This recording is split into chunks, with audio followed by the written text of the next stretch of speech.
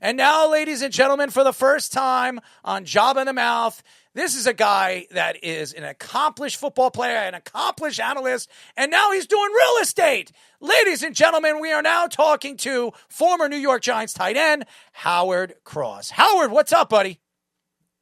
How are we doing tonight?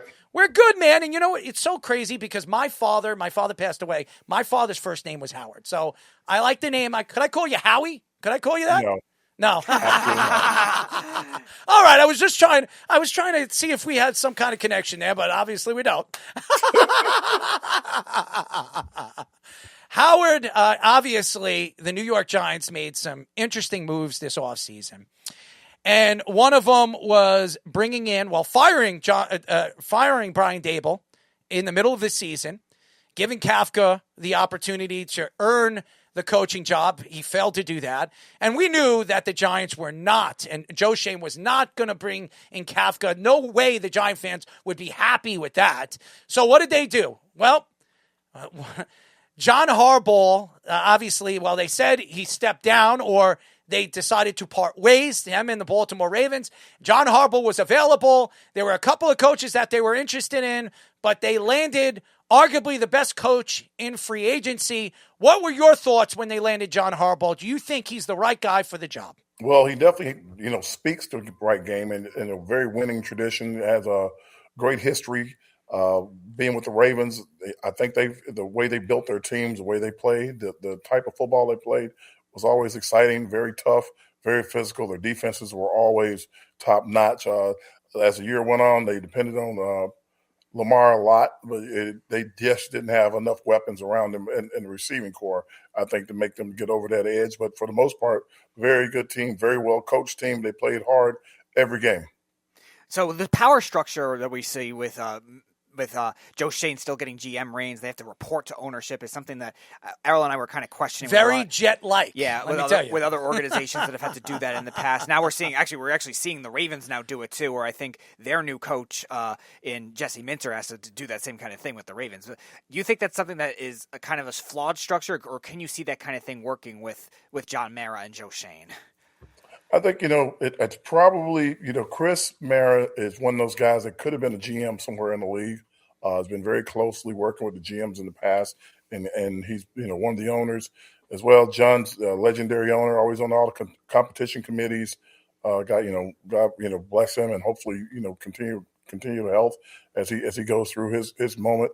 But I think just being able to report directly to the owner when the owner is kind of in football a little bit, kind of part of those decisions behind the curtains when it comes down to being in the draft rooms and who we're selecting and why we're selecting and people that are on the ground. You got even Timmy McDonald is one of the family members that is part of that crew as well. So it's not so much that they're going above or around Joe Schoen, that is going right to the root.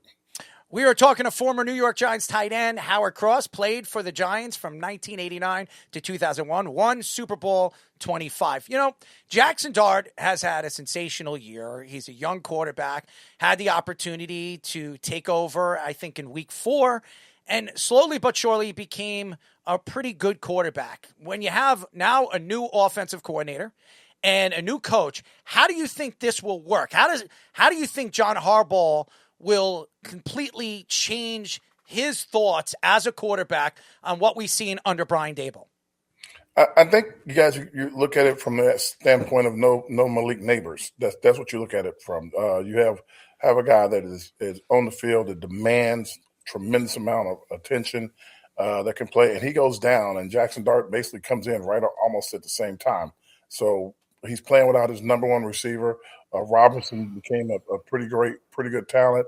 The tight ends tried to hold up and stay in there for him, but he didn't have a guy that dominated the field where people were like scared of the entire time, and that's why you saw Jackson running a lot. How does he look next year? Hopefully Neighbors comes back healthy. Hopefully they find another guy in the draft that can stand on the other side of the field as Neighbors. And, the tight ends pick it up a little bit more, and the running game picks it up. And then you have a quarterback that's talented with his legs to make good decisions with the ball. You got to find a couple offensive linemen because some of those guys are free agents and they may not be back next year. So there are a lot of holes in the offense that they're going to have to plug and fix. But, as for a quarterback, I think they may have got their guy. $11 million they have to spend in the offseason unless they move Dexter Lawrence. There were a lot of thoughts that maybe this offseason that's what they're going to try to do. There was a couple of things going on this year with Dexter Lawrence and somebody in, when it comes to the Giants analysts. I'm not going to mention a name. You know who I'm talking about. Back and forth banter between Dexter Lawrence and somebody. He gave his take on the way Dexter Lawrence was playing. And Dexter Lawrence obviously was hurt this year. He's making a lot of money. Do you see the Giants maybe trying to trade him in the offseason, or do they decide maybe to keep him and run it back this year with a new regime, new defensive coordinator? A lot of factors would go into that. I think Dexter, whatever it was, if it was tricep or elbow, I don't think it ever healed. I think, if he needed surgery the year before, he probably should have gotten it. I think he tried to rehab it and then come and play with it. I was at training camp a few times, or probably a lot more times than I think, and never saw him really participate full go at practice because they were trying to protect his elbow, make sure he was, or whatever injury it was, upper body, to make sure he was ready to go for the season. I don't think you can play yourself into shape during the season. Dexter was a guy that was historically and notoriously playing 75% of the reps. He went from 75% of the reps to maybe 45% of the reps. And even then, he didn't look like he was as effective. So moving him, other teams are going to be looking at that. His production, his time on the field, all these different things went down. He's going to have to pass a physical. So if you're moving him, what are you going to move him for? I'm sure there'll still be teams that really want him. And if he does go somewhere and he gets healthy, he could be that guy that's the double-digit sack guy from the interior line. That'll be something to be horrible to see if he goes somewhere else. But for him, it's going to be one, is he want to show everybody that he is the same guy that he was a couple years ago, or is he going to come back and want more money and, hey, I'm healthier now, you're going to see kind of guy. It's more of a prove-it moment for Dexter than it is for the Giants. So whoever his representation is, they got to find out or get him somewhere to get him as healthy as possible and get him ready to go. I will say this. I did say Ernie Banks, and Ernie Banks was a great running back, if I'm not mistaken. I went from Carl Banks to Ernie Banks. I remember because I watched the Ernie Banks story a couple of days ago on a documentary on YouTube, so I kind of crossed names. I want to apologize to Carl because we're working on getting Carl on the show. So my apologies. Go ahead, Speedy. All right. Yeah, I wanted to go back to what Errol was saying about the cap situation they're in, $11 million. If it's not Dexter Lawrence, who do you think could be the biggest cap casualties? Could it be Thibodeau? Maybe he gets traded. Could it be one of those secondary pieces they paid a lot in the offseason? Maybe with a new defensive coordinator, do they move one of them? Or do you think they go in a different direction? I know you think about the cap in that aspect. I think of it in the aspect of you probably need two receivers, right? You're going to need a guy that's going to stand on the opposite side of Neighbors. You're going to need that guy that's probably going to be the slot guy because Robinson is probably going to demand a lot of money. You're going to need a tackle because maybe Jermaine Illuminor may not be back. His contract's up. Played really well for the team last year, even through getting banged up. Played really well. If he's gone, and maybe one of the interior offensive linemen could be gone, then you got questions. You're talking about how you're going to get money for the cap and who you're going to let go. Thibodeau didn't finish the season, right? They put him on IR.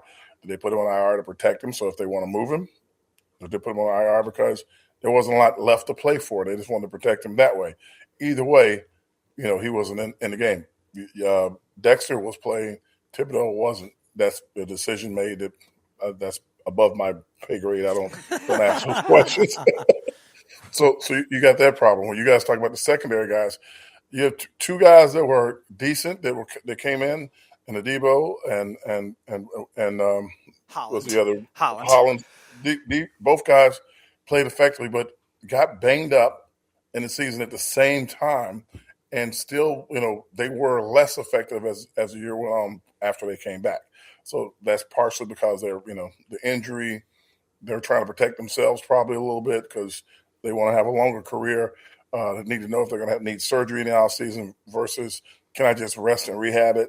So you got to decide with the money there or what you're going to do with that. How do you save money in the cap? If you let Dexter go, that's a big budget to the cap, more money to the cap. If you let Thibodeau go before you have to give him that big payday, That's not as much towards the cap. It's just you letting him go before you give him the big payday. Cam Scottaboo got injured in the middle of the season. A lot of Giant fans were loving him. They were trying to compare him to Saquon Barkley. Let's be honest. He's not Saquon Barkley, but he's a fun player to root for. He's a headbanger. That's the type of player that he is.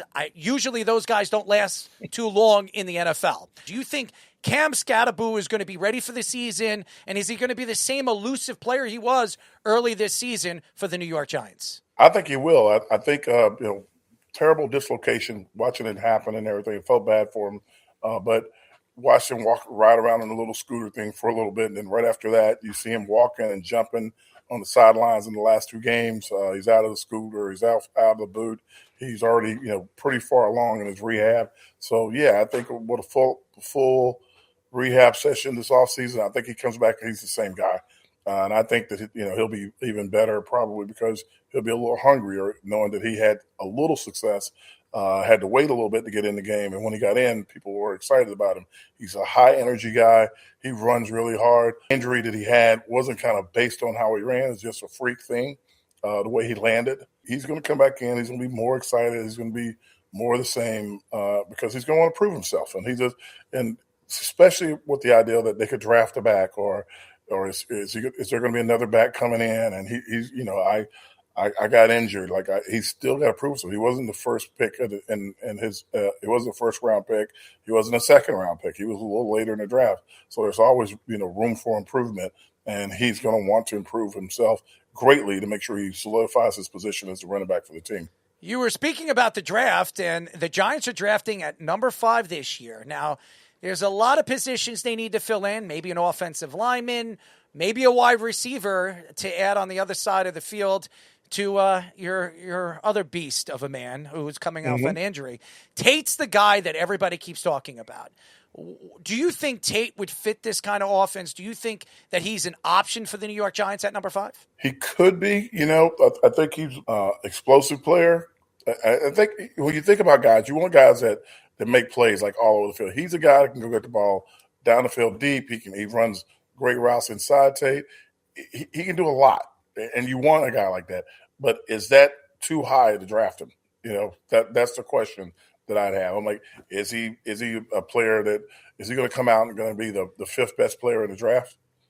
There may be a couple guys taking 1 and 2 that number 1, of course, Mendoza is going to go. Number 2, no one knows who that's going to be. Whether it's going to be the kid from Oregon or somebody else, or could it be one of the edge rushers or the lineman from Utah? So if one of those guys, if the guys start to fall because you're starting to draft for need in the first 3 or 4 picks, then you might have an option for a bigger ranked or higher ranked player. It depends on how high they have Tate ranked. I want to shift gears a little bit. You played with a coach that got snubbed out of the Hall of Fame last week in Bill Belichick, not being a first ballot Hall of Famer, arguably the greatest coach ever. He obviously was your defensive coach when you guys won the Super Bowl. What was your thoughts of that? What was your reaction to all that with the Hall of Fame owners kind of holding him back? It's a little bit of hypocrisy and idiocy. If you're judging guys, you judge guys by what they did on the field. If they didn't do anything to really the only thing that I would say that if they're going to go at him, they're going to go at him like the Flake Gate or something like that. I think that would be the thing they're trying to hold over his head. That could be the only way they could use something against him. But outside of that, one of the greatest, if not the greatest, professional head coach that ever lived.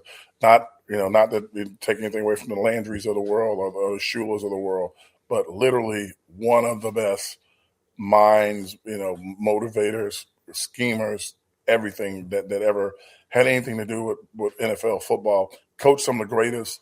When you think about guys that are, how would I say this, huge personalities, coaching on Lawrence Taylor and being able to be around him and have him on point, game in, game out. Harry Carson, you're coaching that guy who's he's a beast, and people are looking at him almost like he's a coach on the field. Being able to come in and be a head coach when you were like a special teams guy a year or 2 before and demand these guys' attention and go win the Super Bowl against the Broncos. Those are things that people don't really understand and can see. He did a whole lot in the beginning as a defensive coordinator with the Giants. even before he got to New England and don't take this the wrong way, lucked into Tom Brady because Brady maybe never would have seen the field if the Jets didn't knock their quarterback out of the game. Thank you. So Thank you. I'm a Jet fan, so thank you, making me sick even more. Thank you. Howard, it was funny. I've only been to one Jets game in my life, and it was 2015, and they actually did a pregame ceremony honoring Mo Lewis. Be quiet. Oh, man, my boy Mo. Be quiet, Speedy. I love Mo, too. I also love when he knocked out Drew Bledsoe and almost punctured his lung. And then we see Tom Brady, Mr. Pretty Boy, get on the football field and make me sick to my stomach. It really does. We are talking to former New York Giants tight end Howard Cross, played from 1989 to 2001, won Super Bowl 25. Howard, there's another coach, and we met him a couple of times, Tom Coughlin. A lot of people don't give this guy enough respect. The Giants didn't, that's for sure. And I remember when the Giants parted ways with him, when for Ben McAdoo, by the way, and he asked the Giants that year, give me some defensive linemen and I'll win you another Super Bowl. No, they didn't do that. They eventually parted ways with Tom Coughlin, hired Ben McAdoo, and what did they do? They gave him defensive linemen. Ben McAdoo had one good season. The Giants went to the playoffs. Oh, and I remember that wonderful Odell Beckham hangout with Justin Bieber, which everybody remembers the Giants did before the playoffs. And a lot of people thought, hey, Ben McAdoo, if he knew how to control his team, Tom Coughlin wouldn't have allowed that if Tom Coughlin was there. What were your thoughts to the New York Giants when they decided to part ways with Tom Coughlin? Do you think they did him dirty? I'm not doing him dirty. I just think that, when whoever's making the decision with coaches and GMs, today's GMs, they don't live on success. They don't understand how to live on success. And some teams do. Like Pittsburgh is a team that keeps one coach for decades. But those coaches have great success. They always are winning games or have winning seasons, and they go into the playoffs. Coughlin misses the playoffs a couple times, and all of a sudden he's a bad coach. The guy won 2 Super Bowls within 5 or 6 years of each other. You want to keep that guy in the house as long as you possibly can. When you make a decision to go from him to somebody else, you go to McAdoo. And it's not that the guy was a bad coach that you went to. The problem is that the guy that you left is basically going to be a Hall of Fame coach. So you're replacing with a guy who's never been a head coach, and you're expecting the guy who's never been a head coach to come in, demand the same kind of respect. Well, maybe Tom was too hard on the players. Now you're talking about, well, how can we get the players more disciplined? I think it's kind of funny that I watch a lot of teams do it. There are a lot of coaches that are one and done. Like, why'd you hire him if he's one and done? Like, coaching is a very a thankless job. If you look at it, they're right above referees unless they're winning playoff games. Like, you can be in and out in a second. Eli Manning has been up for a Hall of Fame not once, but 2 years, has missed out. He's going to miss out this year. It doesn't look like he's on the ballot. Well, he's on the ballot, but it doesn't look like he's going to be voted in. Your thoughts to Eli Manning's career. Do you think he's a first ballot Hall of Famer, and why? I think it's kind of funny when people they dislike certain players. They dislike Eli. Eli, when he retired, was a top 10 passer. Right, he may have been even higher than that. He may have been the top 5. 7 or 8. He's top 5, actually. Yeah, top 5. All right, 2-time Super Bowl MVP. 2 times not only the Super Bowl MVP, but beats the greatest player that the NFL will say was like when it comes down to Super Bowls, and Tom Brady. He beats the GOAT twice, outplays him twice, and now when it's time up, people are like, well, he threw too many interceptions. Well, if you don't have a great offensive line, you're going to throw some interceptions. But when it was time to win, he won. Should he be a Hall of Famer? Yes. Should he have been a first ballot Hall of Famer? Yes. Those numbers, 2 Super Bowl MVPs, you're going to let guys in for a lot less. Just because you don't like him, they all shucks, and it's Eli. Oh, he's Peyton's brother. Oh, he's Archie's son. He wouldn't get that kind of recognition. Any quarterback is a 2-time MVP, beating the greatest player that ever played, taking his team to the playoffs, even though he had some bad seasons. But when he had a chance to have a good season, he did it. And he literally walked the team in and carried them a couple times into the playoffs. The road warriors, you would say, he's done it. He proved it. He proved it in the biggest spots. You have other quarterbacks in the Hall of Fame that don't have any Super Bowl wins. So I'm just saying, the guy was like one of the top passers in history, 2-time Super Bowl MVP. Yes, he should be in. I don't know what the bias is against him. A great player, and I'm not just saying that because he's a Giant. If you played on any other team, I would still give him the same kudos because he achieved the things that you want to achieve.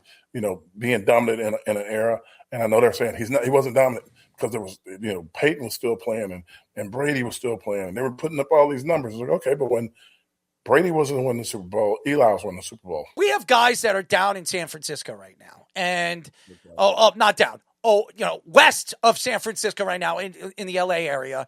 So I've been keeping tabs on them and making sure that they're doing the right thing. And so it's been a long day. I'm writing for our website. It's a lot of stuff, man. We gotta be on top of things. Howard, come on, you're an analyst. Big time of the year for you. You are. You're here for me. I'm here for you, Howard. I mean, we got to be buddies here. I mean, you played. Absolutely. Yeah, we got it. This is the first time I'm meeting you and talking to you, and it feels like we've known each other for a very long time, Al. So, anyways, I want to get into the NFC East, and the Philadelphia Eagles are going to be good next year. Well, they have a new offensive coordinator. The Washington Commanders have not the same offensive coordinator, but they're going to have Jaden Daniels back. He should be better. And I do believe the Cowboys are going to be much better. They have a lot of money to spend. They didn't pay Micah Parsons. They have a ton of draft stock, and they're probably going to re-sign George Pickens. Where do you see the Giants next year in this division? I don't know if the Eagles make a step forward this year. I think they've played as far up as they could the last 2 years, and I'm not saying that because I'm not against the Eagles or anything. I think Jalen is an incredible player. Got to have like a PhD in quarterbacking because he's had a different offensive coordinator, I think, ever since he's been in college to now. So to keep learning systems over and over and over again, you're never going to be truly great if you have to learn a new system every year. I think that's going to be a problem for them. I think their offensive line played really well the Super Bowl year. They took a little bit of a step back last year, so that's going to hurt them as they go forward. Maybe they'll get better because they want to prove themselves, but usually the thing that gets you over the top is that you're really healthy, and the healthiest they was 2 years ago when they won the Super Bowl. Coming off losing the Super Bowl just a year or so before that, they were as healthy as they could ever be that year. Last year you saw the health, people getting injured, a tweak here, a bang there, a couple weeks here, a couple weeks there, and they never really got themselves on track. And I think that is beyond anything else, people don't realize the health of a team helps them get through every moment. They weren't healthy the entire time. If they can figure that out, then yes, they'll be back at the top of NFC. As far as Washington goes, if they can't protect Jalen Daniels, I mean, the kid's a super talented kid. He can throw the ball from any angle. He's got great legs, everything. But if he's always scrambling and always running, luckily the injury was to his upper body. I think it was his tricep or something or dislocated his elbow on his non-throwing arm. But that's going to be on his mind from this point on. He's going to be trying to figure out new ways to get down and not get crushed by 3 or 4 guys running the ball or trying to get out of the pocket and extend the play. When you start getting hurt twice, he's got a lot to think about. Like the first time he got hurt, okay, I know he wants to play. But in the offseason, people are going to be whispering to him, hey, man, why'd you go back in the game? Well, man, why did you play again for the rest of the year? Oh, I want to be with my teammates. Yeah, how'd that work out? You got to take care of yourself. And that's going to be, no matter what you say, that's going to resonate. He's going to hear that a lot. So I think that's going to bother them. They got to get their defense kind of figured out and play a little bit better defensively also. And then you look at Dallas. Love Dallas. Always love Dallas. Jerry's always got something going on. The problem is he's going to have to redo his defense. One, he's not going to be able to sign Pickens. Pickens is going to want big money, and somebody's going to offer really big money. Is Jerry going to go out of his way to overpay Pickens? That's going to be an interesting question. And without Pickens, then their offense looks different. I mean, I love Dak, but it looks different. As far as the Giants go, I think with being able to solid up the defense, if they figure out how to complete a game from beginning to end defensively, I think they're going to win a lot more games. How they're going to rank in the East, again, Depends on Philadelphia's health. Depends on if they can protect my man down in Washington. If they can do those two things, we're battling to be third or fourth. If they can't do those things, we're battling to be second, maybe even first. And that's not me being a Giants fan. That's just the way that Philadelphia was the first team to win back-to-back NFC East titles, and God knows how long. Years, so it's crazy the way it works out. And again, this year we went into the season. They were like, it's going to be a tough schedule. It's like, you never know. And as the season went on, I'm like, oh yeah, it's a tough schedule. These guys are all good. So you're not going to catch that as bad next year. It's still going to be tough. You play the AFC South. They're not the same AFC South as you remember because the Colts look a lot better. Jacksonville somehow, somebody found their way back to like, oh wow, we can actually play football. And of course, Houston looks good every year. So you got that division to play against. You'll figure it out. But the rest of the divisions, you'll get a chance at them to try to win some games. But you're not gonna have to like beat yourself up the entire season like you did last year because last year was a tough schedule. I actually will. You got to play. You have to play, but we didn't have a New England schedule, but we had a really good schedule. Don't forget the Titans in that division. Brian Daboll's revenge game. And I like that Howard said Dak Prescott because I love Dak too, and I think Dak is a great quarterback. He doesn't get enough credit that he deserves. Everybody likes to pick on him. The Cowboy fans, the Giant fans, and by the way, Howard, you have 3 Giant fans. My board op, my producer, and my executive producer right down there. They're all Giant fans. I'm the only Jet fan sitting here. So I listen to this garbage every single show. Well, the Giants. John Harbaugh. That's all I hear. I will say this for you, just to give you, like perspective. Oh. And someone asked me the day that he got hired. Oh man, it's so great. Now we're going to win a lot of these games. Harbaugh's the guy. I'm like, listen, Harbaugh's not going to tackle anybody. He's not going to catch a pass. He's not going to block anybody. And I appreciate him. You got to have bodies on the field for that coach to be a great coach. If there are no bodies on the field, I don't care who you are. You can bring back Vince Lombardi and Belichick and clone them, put them together, mash them together, make one coach. It is not going to change anything. You got to have the bodies, and for the entire league, it's getting tougher.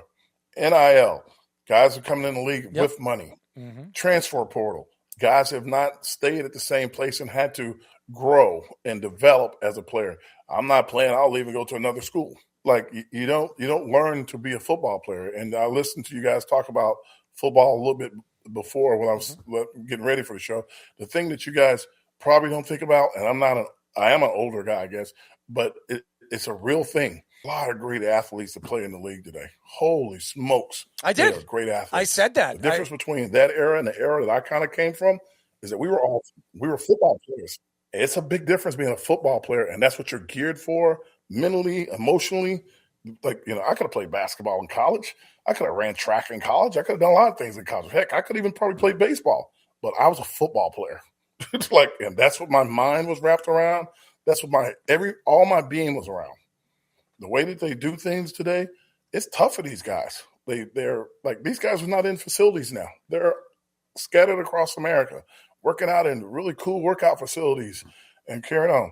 I used to be the Super Bowl hasn't been played yet. I would be in the weight room working out with Phil Simms, watching film and stuff and getting ready for the following season. Not worried about the playoffs if we weren't in it or whatever. Just getting ready for what came next.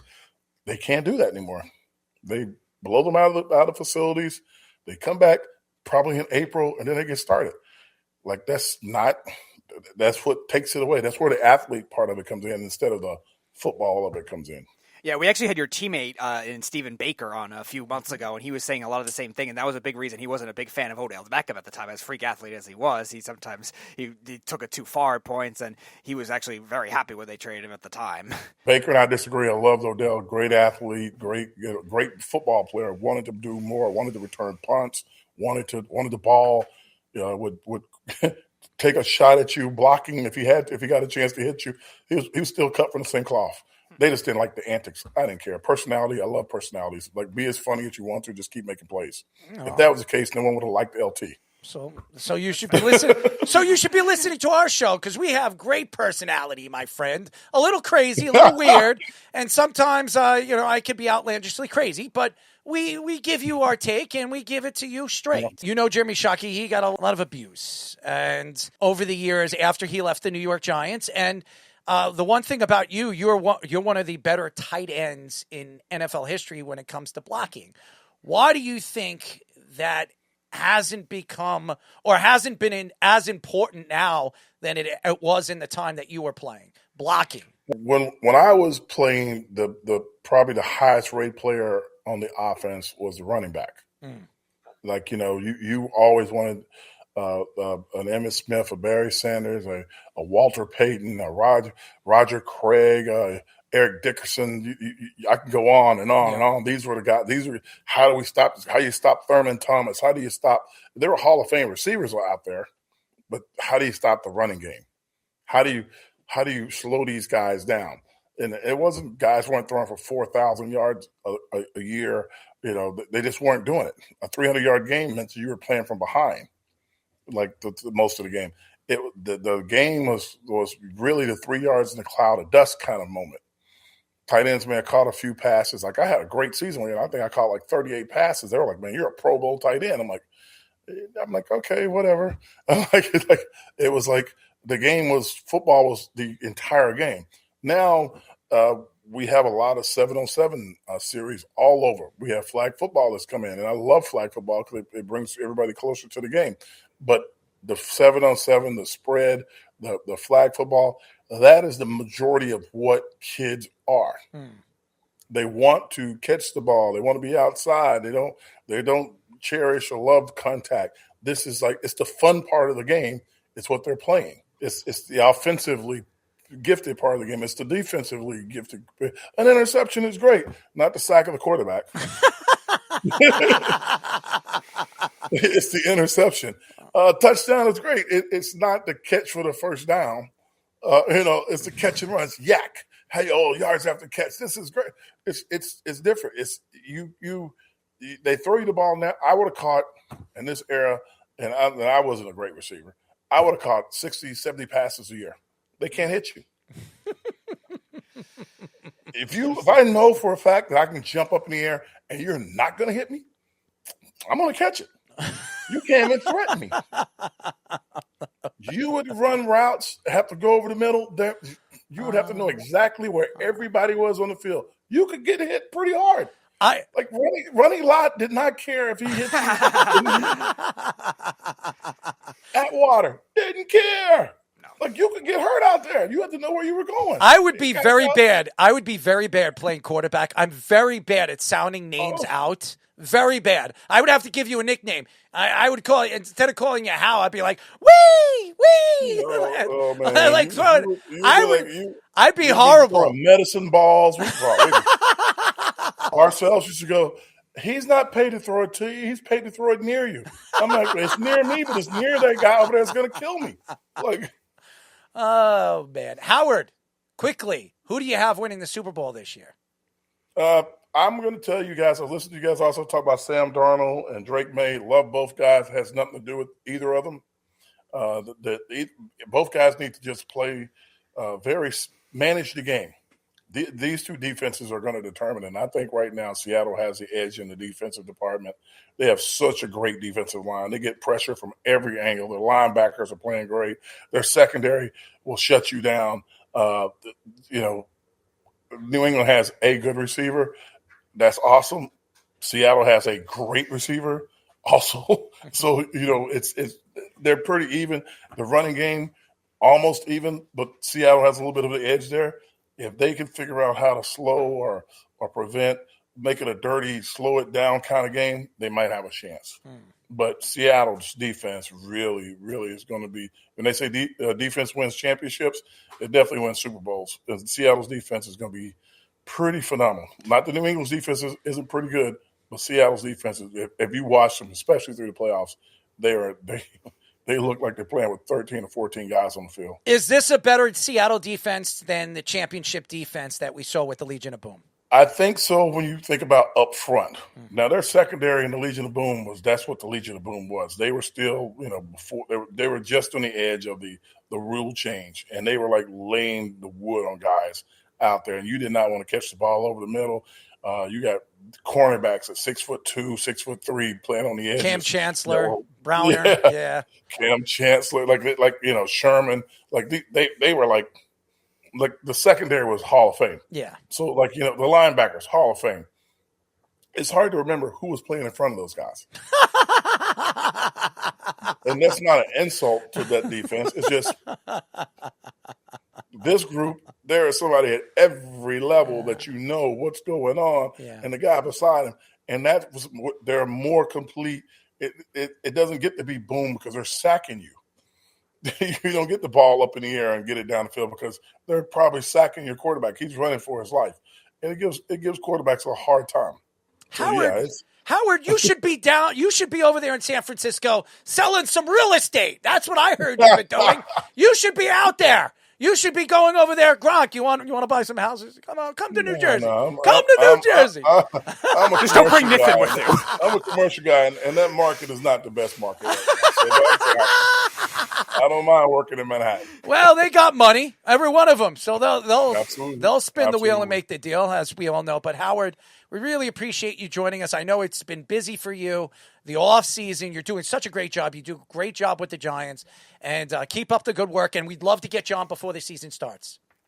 All right, let me know, man. I'll be around. All right, Howard Cross, ladies and gentlemen, give him a golf clap, Speedy. God, give him a nice golf clap. There it is. That's funny. There it is. We love. Listen. I'm not a Giant fan, but when we get Giants on the show, I love them because they're honest, they're straightforward, and even though they're going to stick up for their teams, they always do. They understand that you have to be honest. You got to go out there. As a Jet fan, my team sucks. Okay, they stink.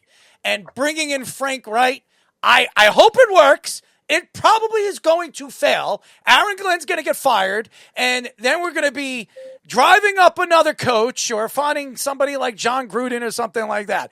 I mean, honestly, as a Jet fan, I can only hope this season is somewhat decent. Somewhat decent. Because if it isn't, I'm going to have a heart attack. I'm going to have something. I already have a heart murmur. I might have a stroke or a heart attack. So, this team just makes me sick to my stomach. So, Howard Cross was sensational. Thank you to Howard. I really appreciate him. He was absolutely sensational.